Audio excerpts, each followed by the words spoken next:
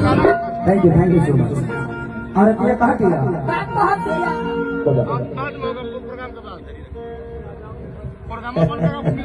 आप काहे के सब देते हैं, आप आशीर्वाद ही दिया करें। देना होगा तो एक बार 5-10 लाख रुपए लिया गया स्टेज पे। ऐसे पैसा का क्या जरूरत है? देखिएगा तो हमको पूरा तो लगता नहीं है। और बाबा का आशीर्वाद है, हमेशा हम लोगों ने ब्राह्मणों को दिया है, लिया नहीं है।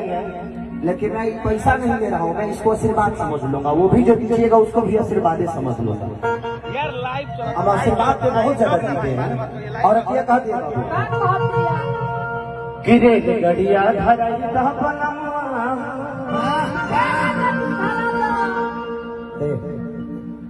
जेकरा जो कहे कोई कहो, हम सुधरे वाला थोड़ी बड़ी। सच पूछे तो खेसरिया तोहरे लोग खा दीजिएला। हमारा बारे में के का कहता नहीं खे हमारा फर्क ना पड़ेला। क्योंकि जिंदगी में इंटरटेन का माध्यम कुछ अलग है। यूट्यूब पर रोज हाला होता कि असली गाना बा भाई। हम अगर 10 को भजन गा दे तो तुम रुकबे हाथ उठा के बताइए लो रुकबे लो। अब दूसरा के मोबाइल खोले लगे अब ये शुरू हो जाएगा। तो इंटरटेन को आप अश्लीलता से मत जोड़िए, वो इंटरटेन है। जो लोग यूट्यूब पे आकर या फेसबुक पे आकर भाषण देते हैं कि ये अश्लील है, वो अश्लील है, वो करे बिया होके तब गाना गान कौन बाजी कि तोरा रखी के कजरा झगड़ा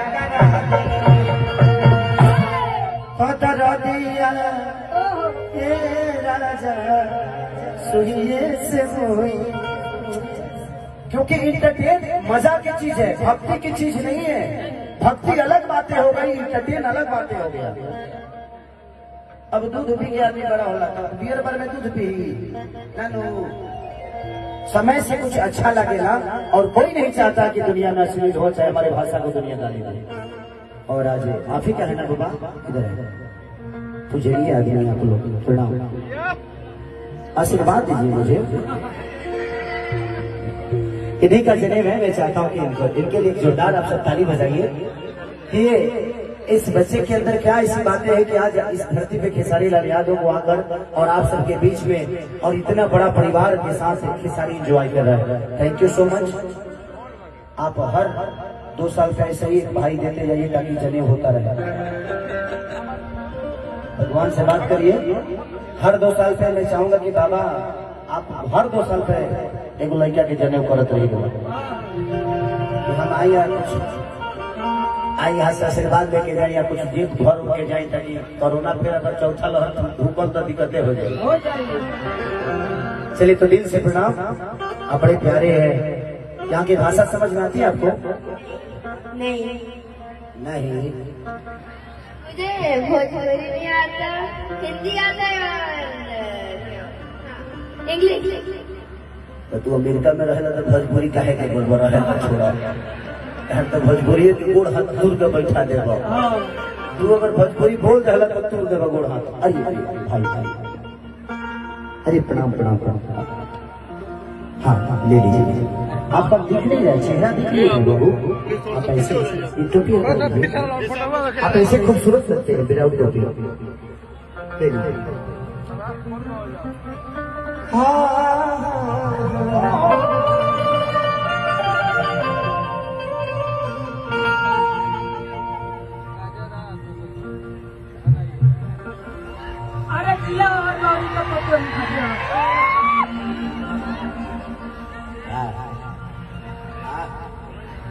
आँख मत मारा। कोई और हो तो न हो भाई। सर पार्टी के खतरा का हमारा क्या?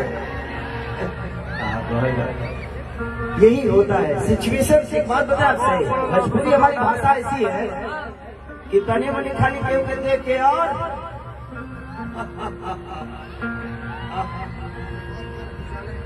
उजाला एंटरटेनमेंट आज बुझाते नहीं हमारे के यूट्यूब के सब पैसा हमारे के देखे लोग।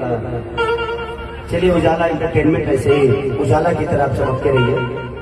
अच्छा है कि दिन में कार्यक्रम नहीं तो कैमरा ना चलता पर कैमरा बचाई तो भैया हेलो हेलो भैया थोड़ा थोड़ा पीछे हमनी के भोजपुरी भाषा ऐसा ना कि एक बार केहू के कह दो का हो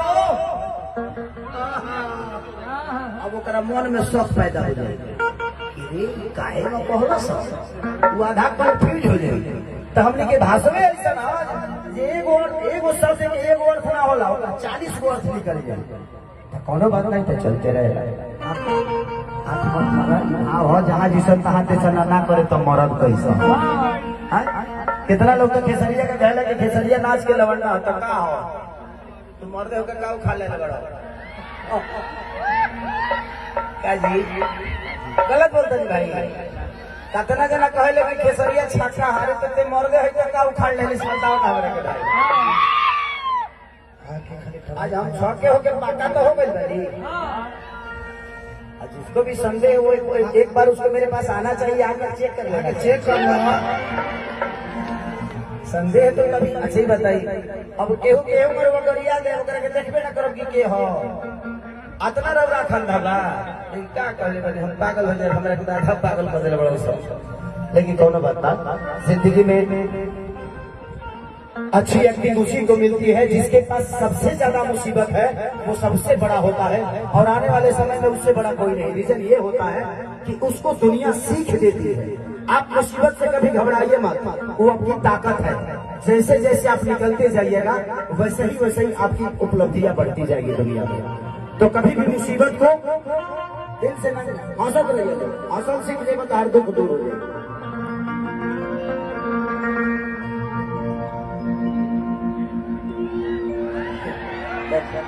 देख अब लोग कहते हैं कि खेसरिया से ले करो विजय स्टूडियो गिरी पुरस्कार में भगवान से बदली 500 मौत यार 500 रुपया मत लीजिए आप लोग इनके बारे कहा कौन 51,000 के चेके कार्ड दो हम बात में डालत रहो। इस कार बैठा भाई हमारे पूर्व मुखिया जी की तरफ से पुरस्कार कि रे गड़िया धराई दा बलमवा तनी को बना दे लो शीशा करो हाँ चलिए जयप्रकाश भाई की तरफ से फिर से पुरस्कार आशीर्वाद और सरकार की भगवान से प्रार्थना कि सही बाबा की जिंदगी हम अब दुआ ही कर सके जब आशीर्वाद देने की क्षमता तो हमारे नहीं है।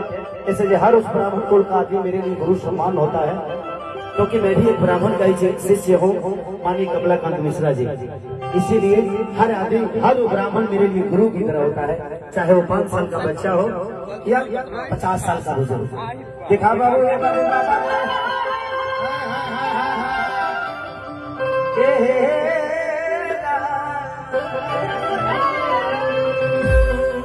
अरे गड़िया धराई दा बलमवा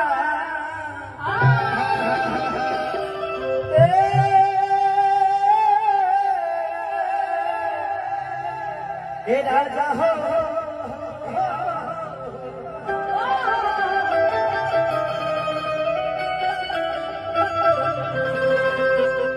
तू लोग दे रही है मत की जब ये गमछी उमछी वो लस्ता हमने के काम का बात ना जीवन काम तू लोग कर सके लो तो हम थोड़ी कर सके हम लोग के अलग सिस्टम बा हमारा अलग सिस्टम बा काम करे के तरीका सबका चेंज हो जाला।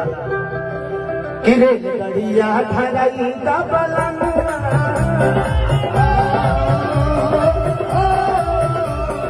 गड़िया धराई दा बलमवा जानी बहर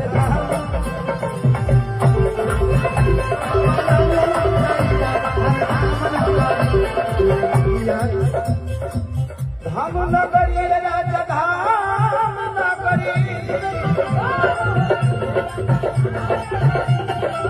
धाम नगरी राजा धाम नगरी गोटी कछ कटाईदा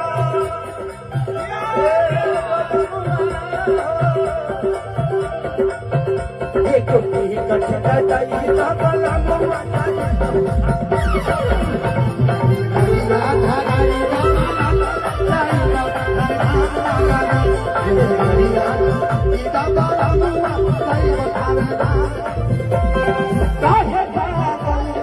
बना के छोड़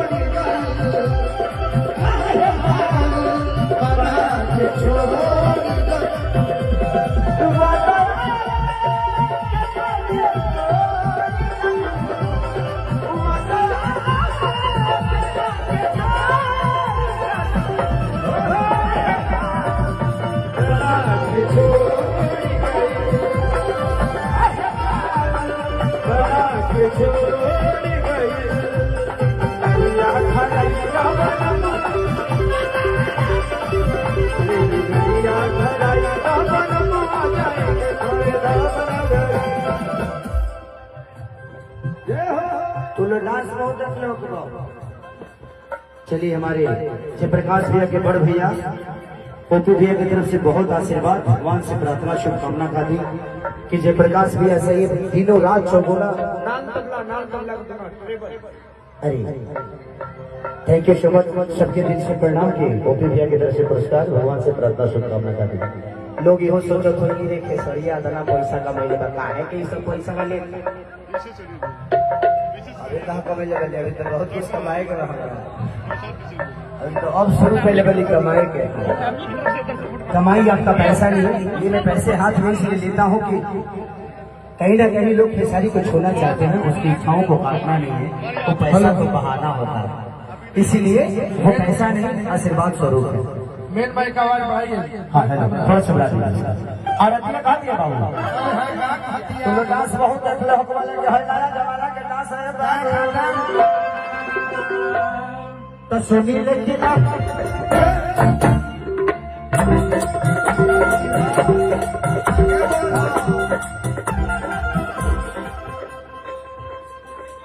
सुनी लेकिन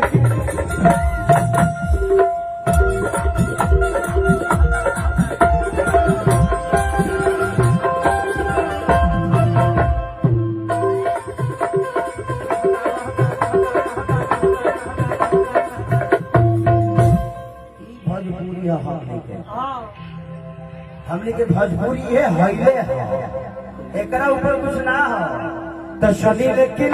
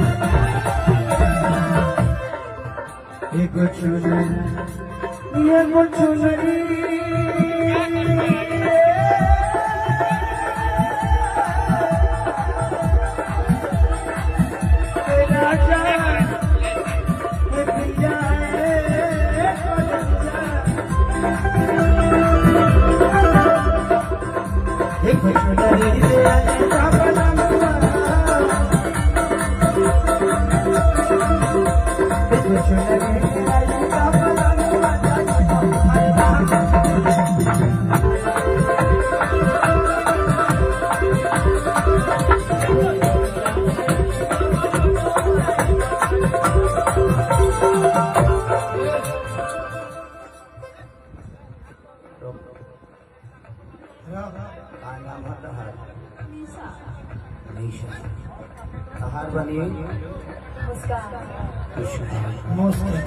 आपका प्रतिभा आओ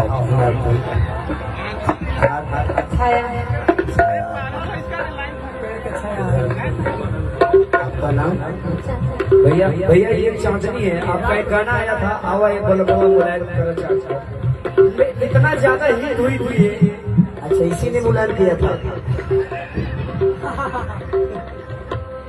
आप गर्मी भरी धरी रहिएगा क्योंकि बहुत इधर गर्मी है ना, सबका उठ फट जाता है, आप रहिएगा तो मुलायम करते रहिए। फेसलिंग हो अपना नाम फेसलिंग है, मुस्कान से हटा दो। चलिए थैंक यू आप लोगों को, इन कलाकार एक बार आप लोग थोड़ा सा प्रणाम कर लीजिए जनता को, एक बार ताली बजा दीजिए आप लोग।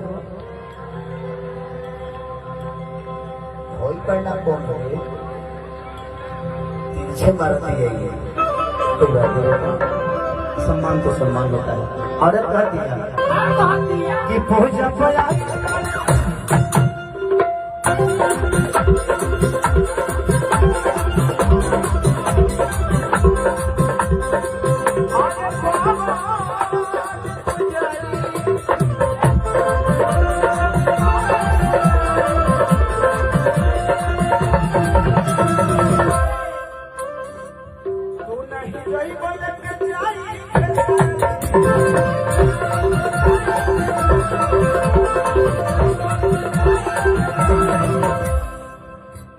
हमके दर्शन करा राजा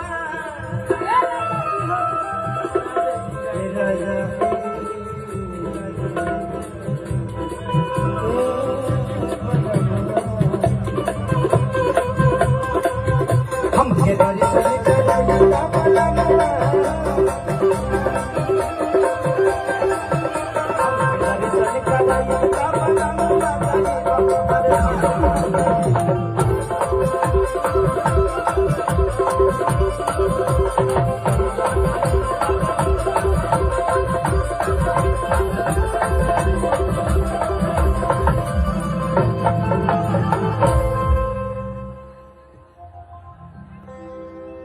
सपोर्ट करो सदा हमरा के। लेकिन कभी कभी आप लोग के मनोरंजन के लिए बोल देंगे भाई यूट्यूब यहाँ के बहुत लोग यूट्यूब वाले होंगे भाई तू लोग गलत यार कॉन्वेक्सी मत बनाई। दिक्कत यहाँ बाकी आधा आधा मनोरंजन तरी लोग बिगाड़ देता। कौना चैनल पर का हेडलाइन हो पते नहीं के चला मैं खेसरिया भगवान राम के नाम ले लो तो हेडलाइन गलत है। तो मैं चाहता हूँ कुछ फायदे के लिए आप लोग हेडलाइन भी वैसे ही करिए। आप लोग समाज के आईना की तरह है। 2 पैसे कमाने के लिए आप उस चीज को गलत तरीके से पेश करोगे तो इससे बदनाम हमारी मजबूरी होती है। इसलिए आप लोग भी थोड़ा सा ख्याल आप लोग का भी दायित्व होगा। क्या हुआ? चलिए गजब का किए हैं आप। प्रणाम नमस्कार आज का प्रोग्राम बहुत अच्छा है। सब लोग के जब गिरा लोग को मौत बहुत जबरदस्त हो रहा है प्रोग्राम। नोट पर से तुम्हारा नथुनिया हमारे बच्चा पाता है बड़े देखो बात नहीं मिलेगा तो काज मंगाइए तो वो काम हो रहा है।